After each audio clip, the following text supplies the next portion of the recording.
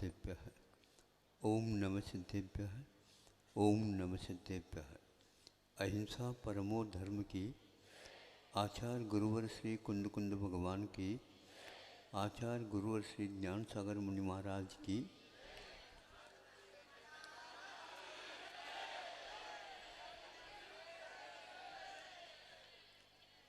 साधना अभिशाप को वरदान बना देती है।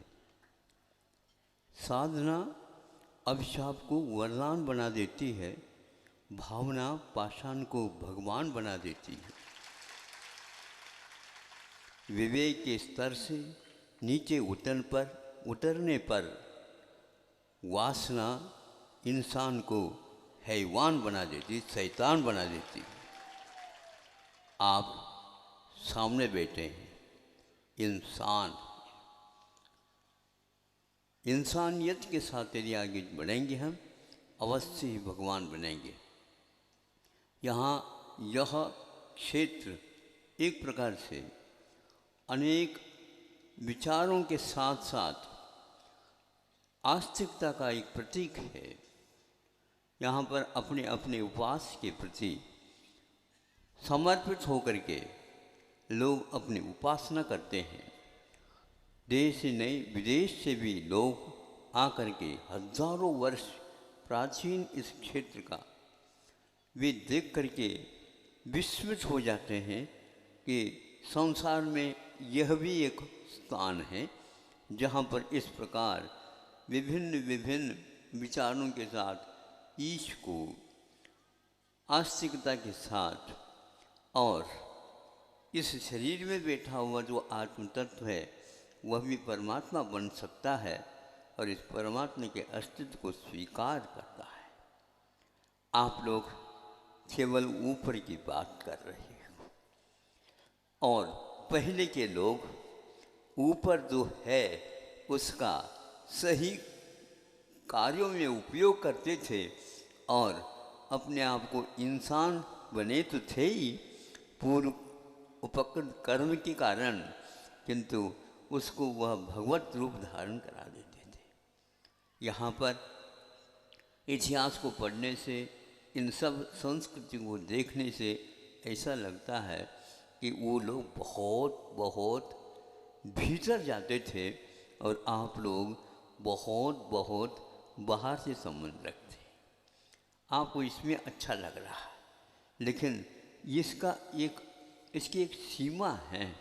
एक सीमा के बाद यदि आपको धन चाहते हैं, धन खूब मिला, तन चाहते हैं बहुत अच्छा मिला, वैभव चाहते हैं बहुत अच्छा मिला, और यदि मान लो आज्ञाकारी और भी चाहते हैं तो वो भी मिला, फिर भी आपका मन अशांत रहेगा, क्योंकि आप चाह के नौकर बने। चाह के नौकर जो बनता है उसको कभी भी चाह कभी भी शांति नहीं देगी, राह नहीं देगी और वह भटकेगा।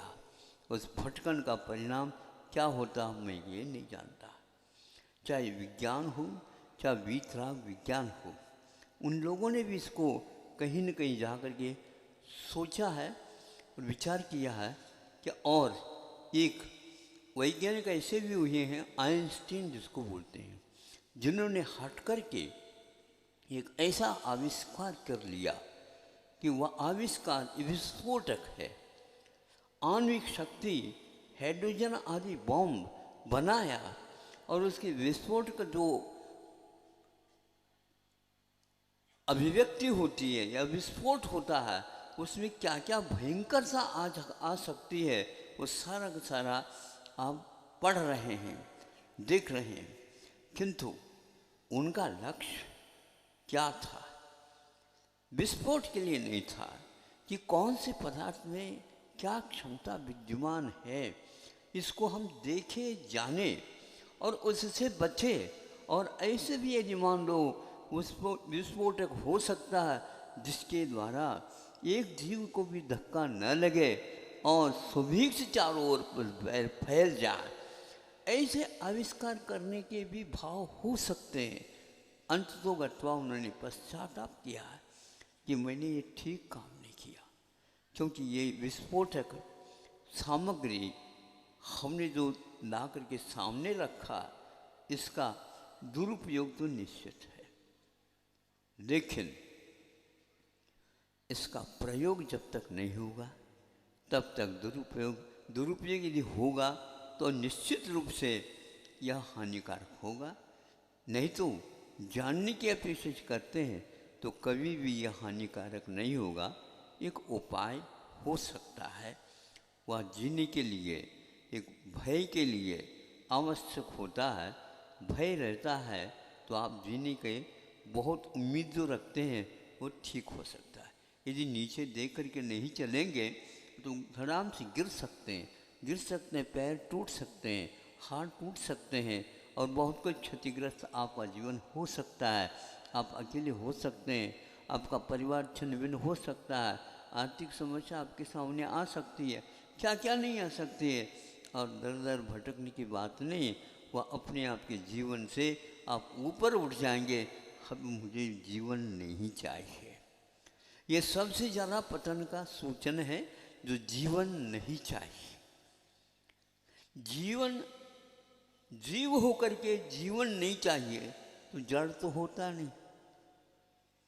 जीव कभी भी जड़ नहीं हो सकता, जड़ कभी भी जीव नहीं हो सकता, और जड़ कभी भी जीव नहीं हो सकता है तो वह किसी भी प्रकार से आपको मार भी नहीं सकता, क्योंकि आपका अविनश्वर स्वभाव है। इसको नहीं जानने के परिणाम स्वरूप ही आप ये आकुलता हो रही है। तो उन्होंने एक पंक्ति नीचे लिख डाली, ये इस अपेक्षा से मैंने गुनाह की है, मैंने बड़ा अपराध किया, ये निश्चित है। किंतु ये लिखा, जब तक मानव का दिल और दिमाग दुरुस्त है, अपने अधीन है, नियंत्रण में है, इस विस्फोटक सामग्री से किसी को बाल बांका नहीं होगा। प्रभु से मैं प्रार्थना करता हूँ, यह अपने दिल और दिमाग का दुरुपयोग मानव न करे। कितना अच्छा होगा। संसार आज ऐसी सामग्री से घिरी हुई है, अमेरिका रूस चीन से, चीन भारत से, भारत दूसरे से, इस प्रकार रक्षा के उपायों में लगा हुआ, कहाँ से कब ये विस्फोट होगा पता नहीं। और प्रत्येक राष्ट्र ये कहता है, ये लोग इस विस्फोट की सामग्री में इसका प्रयोग नहीं करूं। अमेरिका उसमें नेता बना, वो चाहता है, लेकिन अमेरिका ने आज तक मैं विस्फोट नहीं करूंगा, आणविक शक्ति का प्रयोग नहीं करूंगा, वो नहीं कहता। वो तो यही कहता है, मेरे तरफ से आप होशियार रहिए, सावधान रहिए। और ऐसे वह धमकी देता रहता है कि इधर से एक मान लो कोई पाबंदी लगाते तो दूसरे इधर से 2 लगा देता है।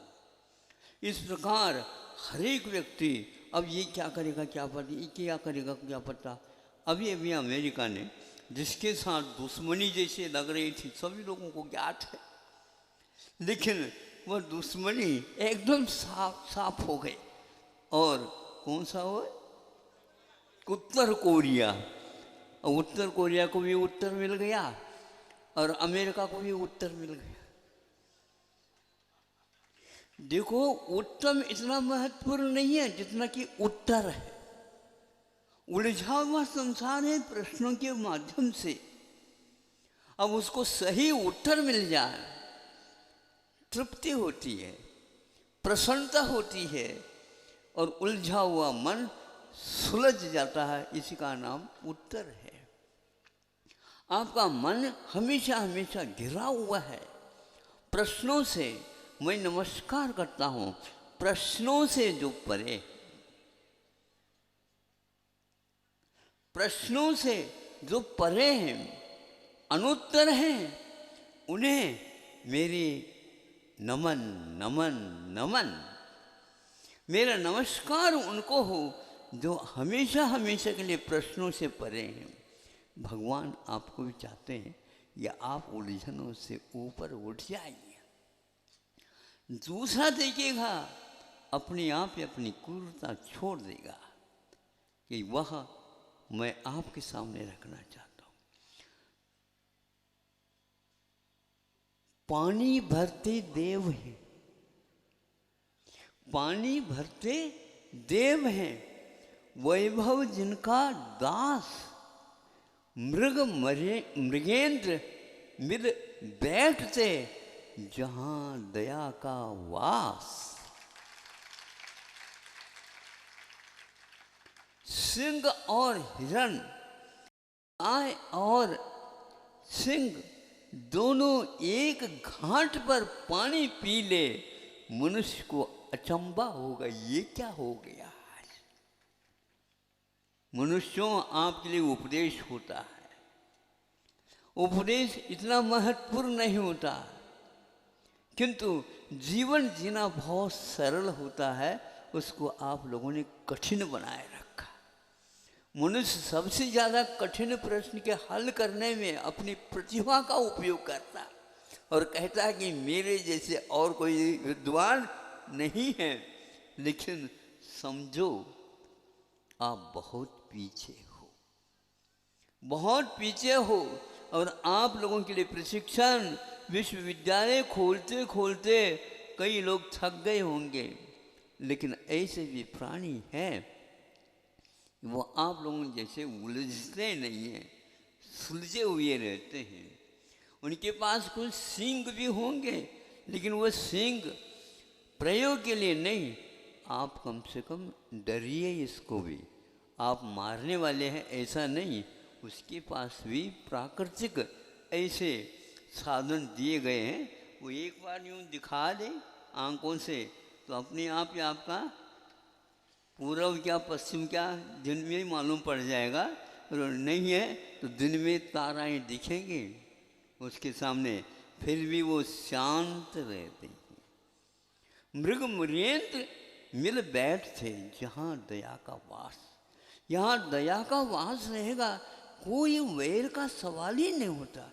ये व्यक्ति क्यों आ गया, पहले प्रश्न उठता है, बार बार मेरी ओर क्यों देख रहा है। आपस में कुछ चर्चा कर रहे हैं, लगता है मेरे बारे में वो कुछ सोच रहा है। दिमाग खराब नहीं है ये, वो ऐसा नहीं है। वो इसलिए आया है कि ये थोड़े से हमारी ओर भी निगाह रखें तो अच्छी बात हम कुछ कर लें, ताकि कुछ और धर्म कर्म हम कर लें। ये तो आप भूल गए और अपने आप को धर्मात्मा मानते हो। इसीलिए कभी भी कोई भी जीव प्रहार अपने आप नहीं करता।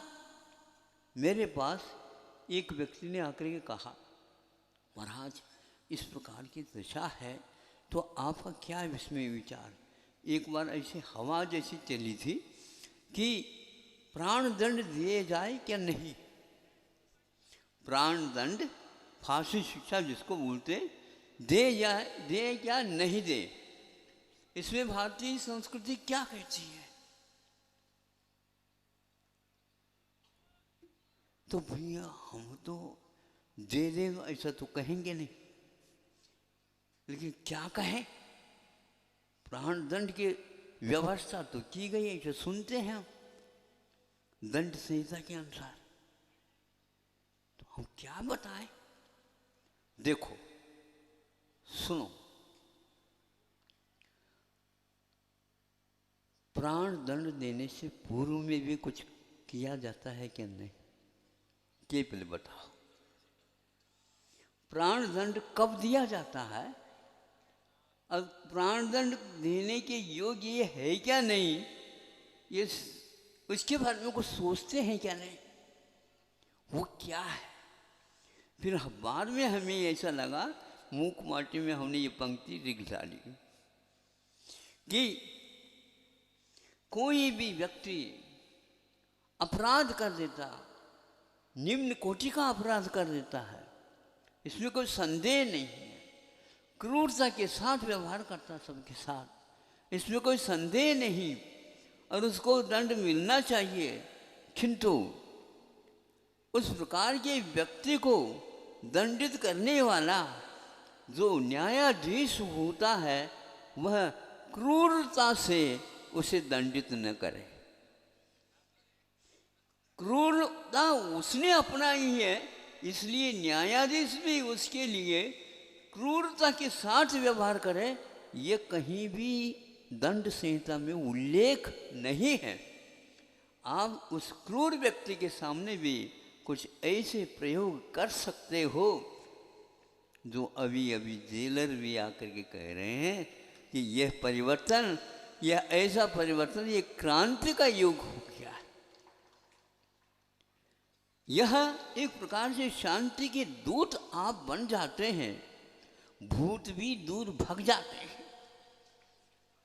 आप अशांति के दूत बन जाते हैं तो भूत को सोचना पड़ता है, क्या पता माला फेर दे और मुझे ये अपने अंडर में रख ले।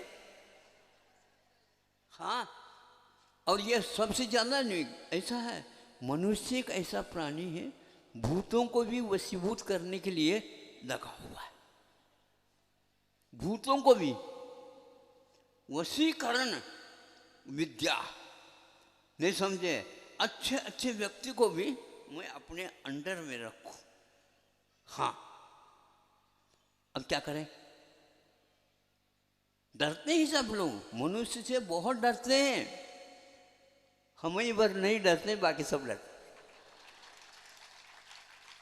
क्योंकि इनके पास ऐसी क्षमता है मनुष्य के पास नेतृत्व की और भीतरी शक्ति का प्रयोग यदि ये चालू कर देता है, अच्छों को भी पानी पिला देता है और उसको सुखी बना देता है। ज़्यादा क्रूरता है तो वह क्रूरता हमेशा बनी नहीं रहती। थोड़े से, महाराज मुझे गुस्सा बहुत आता है, ठीक है, कोई गुस्से वाले को देख करके आता है कि अपने आप आ जाता है? महाराज अपने आप तो नहीं आता, लेकिन तो कोई नहीं मानता है तो ठीक है, मनाने के लिए गुस्सा दिखाते थे। अगर आपसे वो 4 गुना कर दो तो बोलो। आमद कम खर्चा ज़्यादा लक्षण है मिट जाने का, और कुवत कम गुस्सा ज़्यादा लक्षण है पिट जाने का। करिए तो देखेंगे गुस्सा भग जाएगी, कुछ शक्ति तो है ही नहीं। और जो मान सशक्त होता है वो कभी भी शक्ति का प्रयोग नहीं करता, किंतु वह ऐसी शक्ति का प्रयोग कर देता है सामने वाले व्यक्ति भी शक्ति का सदुपयोग कर सके। इसलिए देव बहुत जल्दी आपके वशूद नहीं, हाथ जोड़ करके खड़े होते हैं, हमारी कुछ सेवा भी तो आप स्वीकार करो। ये एक बात है, आप लोग अपनी मांग तो करते हो लेकिन प्रयोग कहीं प्रारंभ नहीं करते।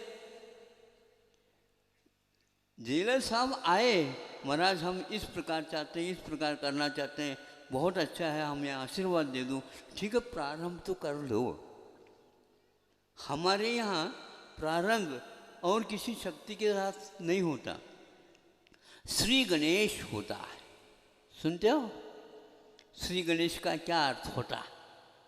श्री गणेश का अर्थ होता है कि वह शुभारंभ जिसको बोलते हैं। अब इस दिशा में श्री गणेश हुआ तो बुरे काम के भी श्री गणेश होते हैं, लेकिन बहुत कम इसका प्रयोग हुआ करता है। अच्छे कार्यों में मंगलाचरण का अर्थ होता है भारत में श्री गणेश हुआ। अरे भैया कम से कम हथगर का आप श्री गणेश तो कर लो, फिर बाद में देखे क्या होता।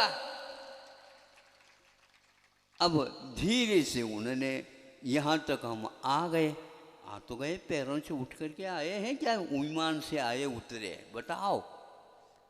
हाँ महाराज, ये तो पैरों से ही चल करके आए और हाथ से ही हमने काम किए और दिमाग भी उसमें लगाया। तो इतना लगाते जाओ, अपने आप इनके दिमाग ठिकाने पर आ जाएंगे। और ये और कहाँ देंगे हमें बताओ? नहीं समझे? सरकार भी इनको देख रही है अब इनको समझ में आ गया उस प्रकार के सरकार को देने की अपेक्षा अब इसका सदुपयोग जो सरकार करना चाहती है उस प्रकार ये काम करेंगे तो काम जो है दाम क्या बोलते हैं, आम की आम और गुटली के दाम। वाह, ये तो बहुत अच्छी है उक्ति। तो इस दोनों काम हो गए इनके और सरकार इनके लिए बहुत अच्छी दृष्टि से देखने लगे। देखो इन लोगों ने इस प्रकार से काम किया, इसमें आपने अपनी प्रतिभा का, अपने बुद्धि का, अपनी शक्ति का, सबका सदुपयोग किया। सदुपयोग के लिए तो सरकार बार बार आपसे कहती है। इसलिए हमें ये सोचना चाहिए पूर्वजों ने हम लोगों के लिए क्या क्या सोचा, बताओ। हमेशा हमेशा अच्छा ही सोचा, लेकिन इंसानियत को छोड़ करके नहीं सोचा। विवेक के स्तर से नीचे उतरने पर वासना इंसान को शैतान बना देती। विषय और कषाय ये दोनों ऐसे हैं जो अपने स्तर से उसको नीचे ले आते हैं। तो बुद्धि का आप उपयोग करो। 5 दिन पूर्व में मेरे सामने एक व्यक्ति ने आकर के कुछ ऐसे हस्तशिल्प, सुन रहे हैं आप लोग? हाँ, हस्तशिल्प कहने तो आप ही के पास हाथ है, आपके पास हाथ है। हाथ के बिना भी रहते होंगे कोई जीव, वो तो हस्तशिल्प सीखने के रख दिया, खोला, 5 संख्या का नंबर वह प्लेट था। अब बताओ आपके पास है? अभी आपके सामने प्रज्ञा चक्षु कुछ आए थे, लेकिन उनके आँख प्रज्ञा है और आपके पास आँख तो है, प्रज्ञा उधारी में दे दी गई है। किस काम का? दूषित हो गया हमारी प्रज्ञा, हमारी प्रतिभा, उसका दुरुपयोग होने के कारण वो किसी काम का रहा ही नहीं। विदेशी शिक्षा, विदेशी संस्कृति, विदेशी व्यापार आदि आदि इस प्रकार 4-5 बार जब दिखाया, उसमें वो पास हुआ और आपके लिए कृपांक की आवश्यकता पड़ती है। ये मैं सोचता हूँ, आपके सामने रखता हूँ तो मुझे भी अच्छा नहीं लगता, लेकिन आप लोग कृपांक की भूख आपकी बहुत तेज है, क्या करें, कोई बात नहीं। अभी खादी भंडार के जो केंद्र से आए हैं, जो भारत में श्रेष्ठ केंद्र माना जाता, वहाँ से आए हैं, उन्हें बहुत कुछ बातें, बहुत अच्छी बातें कही थी 5 बिंदुओं को लेकर के, कि दूसरा विश्व युद्ध हो रहा था, उस समय का चित्रण आपके सामने मैं दे रहा हूँ। वो ये था कि उस विषम स्थिति में भी भारत अपने कार्य कौशल इस प्रकार बरकरार करते हुए उस समस्या का हल करने के लिए ये कार्य कर रहा था। उस समय कितनी आबादी होगी ये आप लोगों को देखना है, इतिहास पढ़ोगे तो ज्ञात होगा। वर्तमान में तो 1 अरब से भी आगे 1.25 या 1.5 तक पहुंचने को है। 8-10 साल में वह भर्ती होती है, परिगणना होती है, आपके सामने आता है। उस समय कौन सा सन था आप देख लो, और कितनी आबादी होगी ये भी आप देख लो। उस समय लिखा 1 वर्ष में यहाँ से उत्तम गुणवत्ता सहित वस्त्र का विश्व के कोने कोने तक उसका निर्यात होता था, और उसकी संख्या दे दी गई। तो आज सुनने से ऐसा लगता है भारत यदि उसी प्रकार उसके आधा भी यदि काम कर ले, आबादी के हिसाब से यदि 1 लाख व्यक्ति जेल में बंद हो सकते हैं, तो जेल में बंद होने के उपरांत यदि प्रबंध किया जाए, वहीं से यदि निर्यात होने लग जाए, तो क्या कहें, ताली बजाने के लिए भी समय नहीं रहेगा। मत बजाओ, हाथों का उपयोग करो, ताली बजाने के लिए नहीं है, नहीं समझे? ये ताली बजाने के लिए तो कभी महाराज जो कोई भी होते होंगे वो बजवाते होंगे। जिसके पास हाथ होते हुए भी काम कर रहा हो तो हाथ जोड़ो कहने की आवश्यकता नहीं। नहीं समझे? यूं कर दिया ये नमस्कार का प्रतीक, यूं कर दिया ये नमस्कार का प्रतीक। और कुछ हो तो वह मुस्कान भी, महाराज आप तो आशीर्वाद तो देते हैं, थोड़ी मुस्कान तो दो।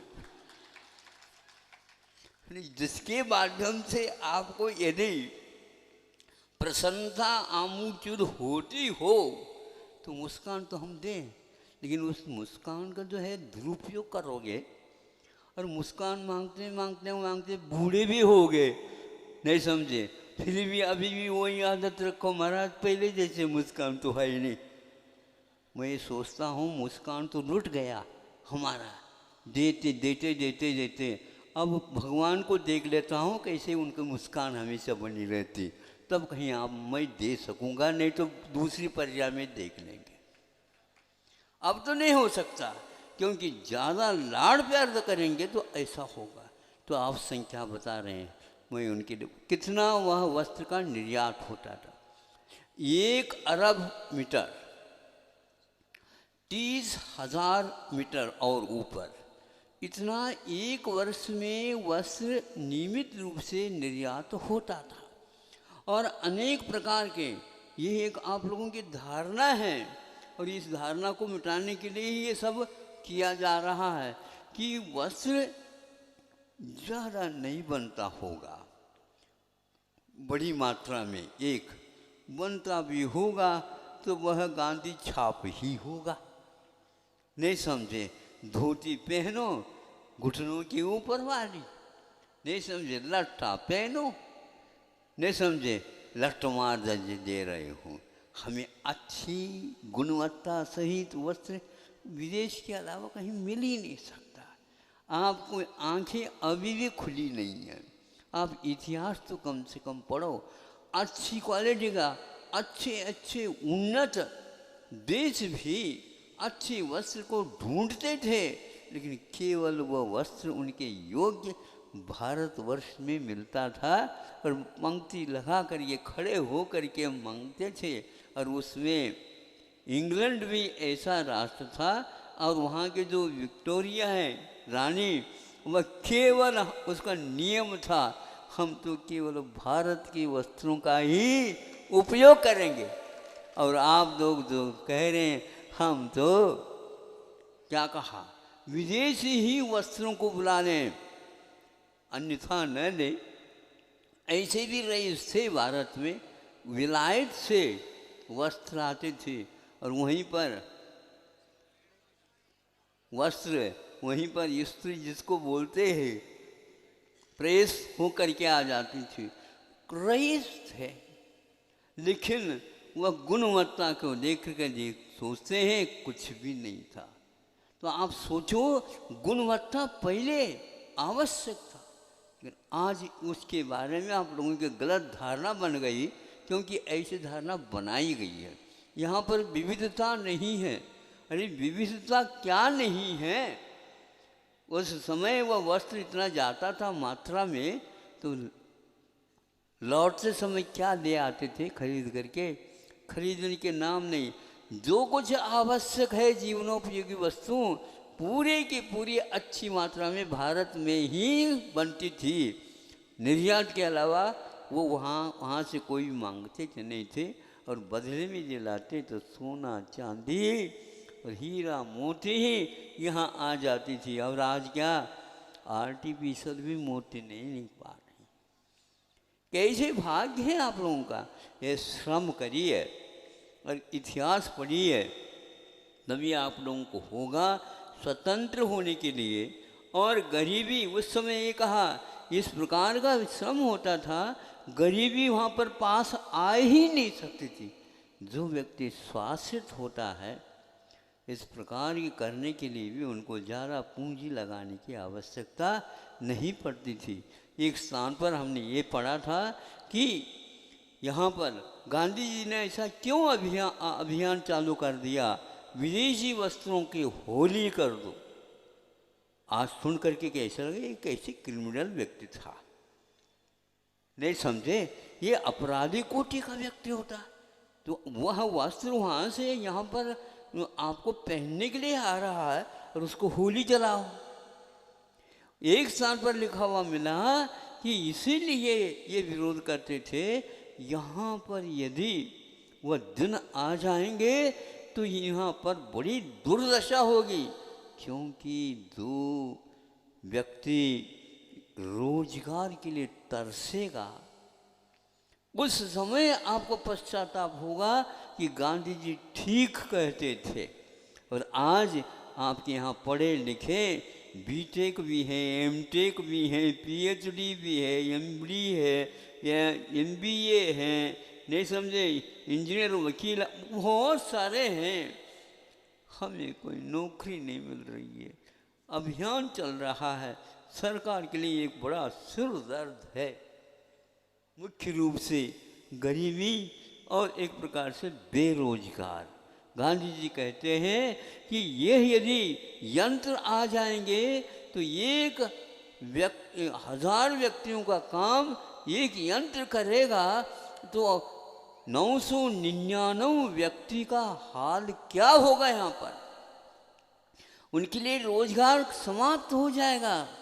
रोजगार समाप्त हो जाएगा तो इनके कपड़ा तो कोई देखेगा नहीं, लेगा भी नहीं, ये दशा हो गई।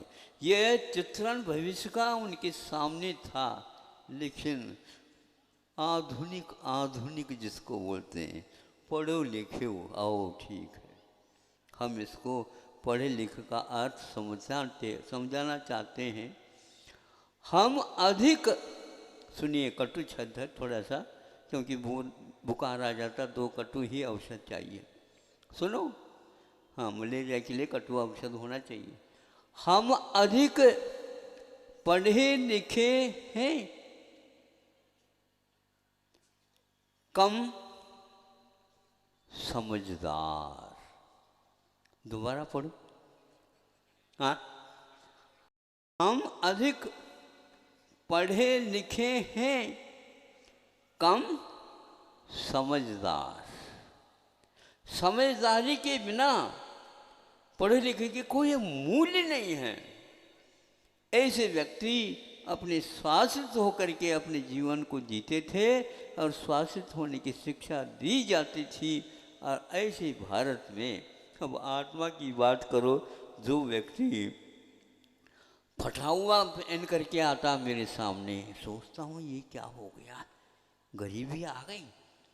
नहीं, जवान जवान बच्चे हैं और ऐसे जीन्स क्या बोलते हैं, हाँ, ऐसे पहन करके आते हैं और उसमें कई स्थानों पर फटा हुआ ठिगला लगा हुआ, ठिगला समझते हो? आओ, बंद जिसको बोलते हैं, बंद लगाया। तो ये क्या है, पूछा ऐसा क्यों करते हैं? महाराज, जितना फटा हुआ होगा उतनी ही उसकी कीमत ज्यादा। रईस व्यक्ति ही खरीद सकता है। भगवान, हे प्रभु, अब क्या होगा? प्रभु को वस्त्र की कोई आवश्यकता नहीं, लेकिन ये प्रभु कैसे बनेंगे? और जितने फटेगा नीचे एड़ी के पास, उतने ही उसका महत्व ज्यादा। अब क्या हो गया?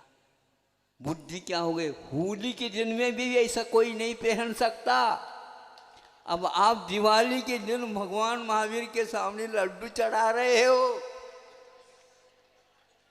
क्या होगा? इसलिए उस स्वर्णिम युग को याद करो, इतना पर्याप्त है। यह महान अपशकुन है। नमक का बहुत बहुमूल्य हो जाना, यह गरीब का हिसाब किताब है। हर बात में लोन लेना, यह एक प्रकार से कर्जदार होने का दरवाजा खुल रहा है। और विदेशी विद्याओं के माध्यम से शिक्षा प्रणाली को चलाना, यह एक प्रकार से सात्विकता से हाथ धोना है। यदि आप धोना चाहते हो तो आप देख लो, आज का रविवार तो यह पर्व के बाद तीसरा रविवार है, चौथा रविवार। अब ये भी ध्यान रखो, धीरे धीरे दिवाली पास आ रही है। एक दिन था आषाढ़ शुद्धि 14, जिस दिन स्थापना हुई थी।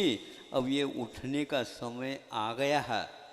आज आप लोगों के उत्साह को देख करके, जो सागर जेल से आए हैं, जो व्यक्ति मांग कर रहे थे हमारी समस्या कैसी दूर होगी, समस्या आती है तो दूर होगी, बिना समस्या के समस्या न रहें। और आप उत्साह के साथ जितने गुना उत्साह के साथ आए थे उससे 1000 गुना उत्साह के साथ ले जाइए और उन सबको आश्वस्त करिए।